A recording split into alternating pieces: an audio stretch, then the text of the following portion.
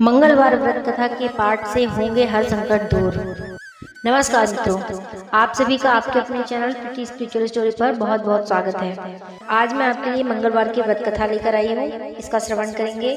लेकिन उससे पहले अगर आप इस चैनल पर नए हैं तो इसे सब्सक्राइब करिए, क्योंकि इस चैनल के माध्यम से मैं आपके लिए व्रत की कथाएं, महत्व, धार्मिक स्टोरी, स्पिरिचुअल स्टोरी लेकर आती हूँ। भगवान शंकर के 11वें अवतार कहे जाने वाले हनुमान जी का व्रत और पूजन करने से पूरी होती है हर मनोकामना। सुख, संपत्ति, यश और संतान प्राप्ति के लिए मंगलवार का व्रत करना बहुत ही शुभ माना जाता है।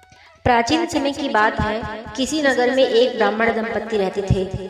उनकी कोई संतान न होने के कारण वे बेहद दुखी थे। हर मंगलवार ब्राह्मण वन में हनुमान जी की पूजा करने के लिए जाता था।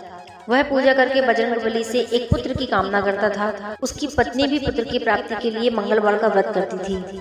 वह मंगलवार के दिन व्रत के अंत में हनुमान जी को भोग लगाकर ही भोजन करती थी। एक बार व्रत के दिन ब्राह्मणी ने भोजन नहीं बना पाया और न ही हनुमान जी को भोग लगा सकी। तब उसने प्रण किया कि वह अगले मंगलवार को हनुमान जी को भोग लगाकर ही भोजन करेगी। वह भूख की प्यासी 6 दिन तक पड़ी रही। मंगलवार के दिन वह बेहोश हो गई। हनुमान जी उसकी श्रद्धा और भक्ति को देखकर प्रसन्न हुए और उन्होंने आशीर्वाद स्वरूप ब्राह्मणी को एक पुत्र दिया और कहा कि यह तुम्हारी सेवा करेगा। बालक को पाकर ब्राह्मणी बहुत खुश हुई। उसने बालक का नाम मंगल रखा।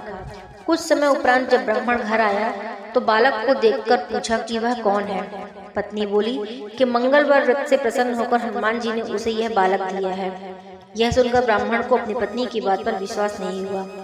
एक दिन मौका पाकर ब्राह्मण ने बालक को कुएं में गिरा दिया। घर पर लौटने पर ब्राह्मणी ने पूछा कि मंगल कहाँ है। तभी पीछे से मंगल मुस्कुराकर आ गया। उसे वापस देखकर ब्राह्मण चौंका।